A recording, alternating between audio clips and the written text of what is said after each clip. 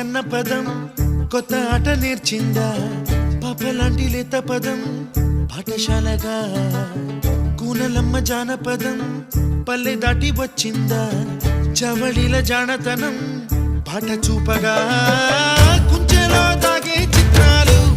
ఎదురొచ్చేలా అంతటా